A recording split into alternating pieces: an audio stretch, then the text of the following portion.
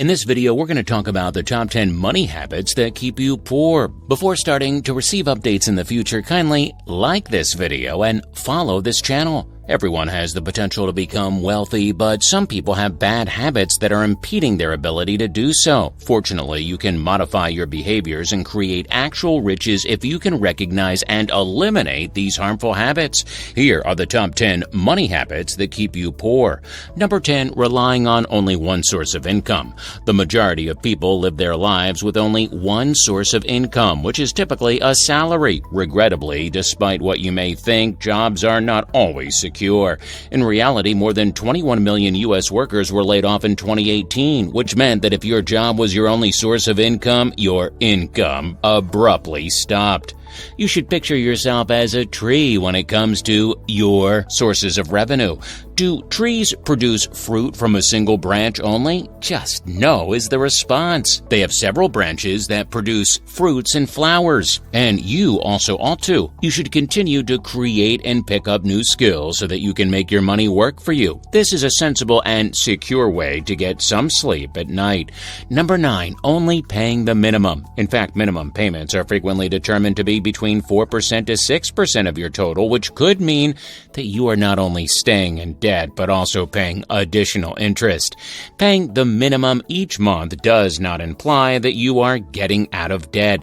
Remember that you are responsible for the whole amount due when you view your credit card statement, not just the minimum payment amount. Number 8, take interest-free loans. Stores that provide no-interest loans are merely drawing in potential debtors and persuading them to spend more money than they can, similar to credit cards that offer points and benefits. The terrible thing is that a lot of people who take advantage of these deals won't be able to pay off their loans before the interest-free time expires, at which point they're frequently hit with fines and even retroactive interest from the ostensibly interest-free period. Always read the fine print and keep in mind that interest rate loans aren't really that way until you're positive you can pay it back before the grace period expires. Number 7, avoiding your debt. Even the prospect of paying off a seemingly endless amount of debt can make you shoulder. Therefore, for many people, avoiding it altogether is their preferred method of debt management. Those who have a tendency to ignore their debt may exhibit warning signs, including dodging creditors' calls and expanding their invoices before ever opening them.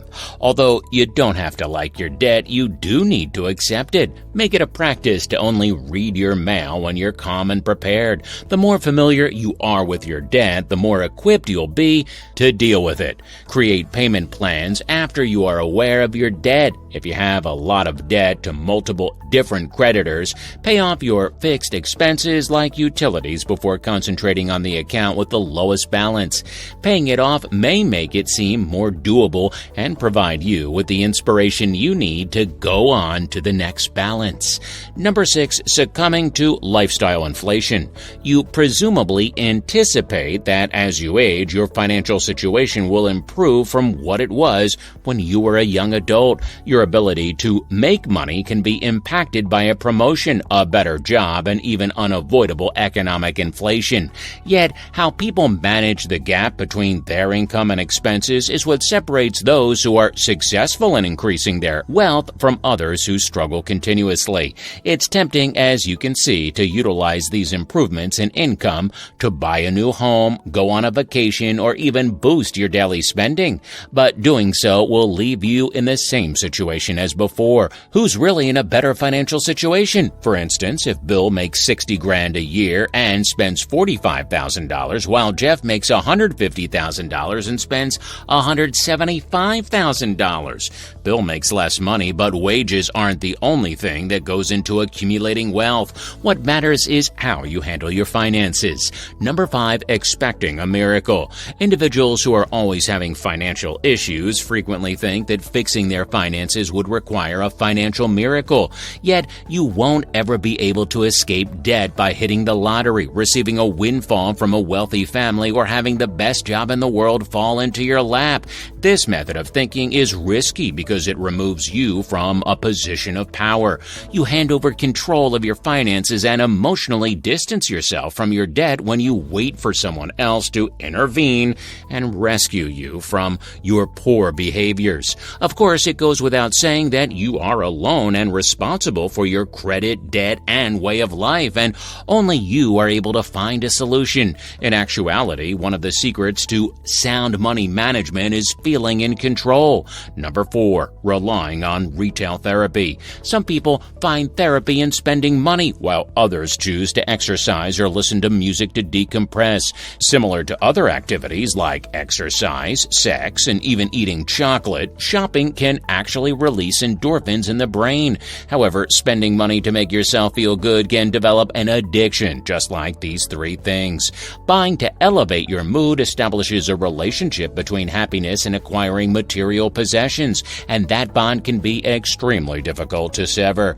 How widespread is this problem then? According to a 2016 study by Ebates, the industry innovator and top provider of online cashback shopping, 96% of adults and 95% of teenagers engage in retail therapy. Entertainment, travel, and electronics were the main modalities of therapy for these people. It goes without saying that this kind of expenditure affects almost everyone. Of course, you could require professional assistance if you are unable to control your emotional spending.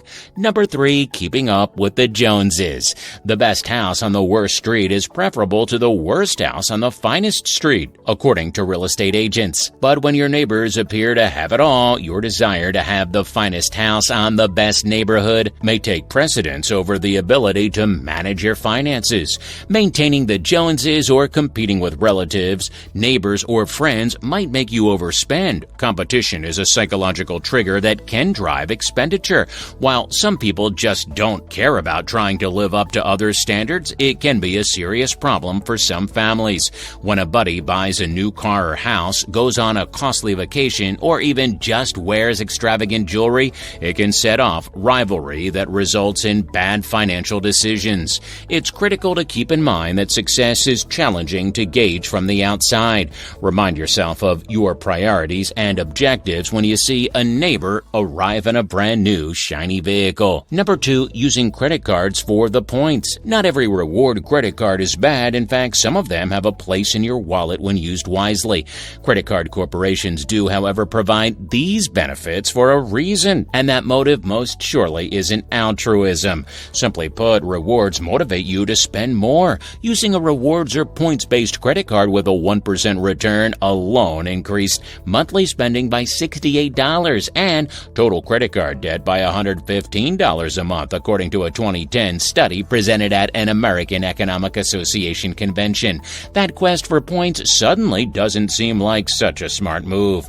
Even while you might get some cash back in your transaction, many cards have stringent rules. You might not be getting back as much as you think, thanks to annual caps and higher cashback rates that are only available on a select number of purchases, such as groceries and gas.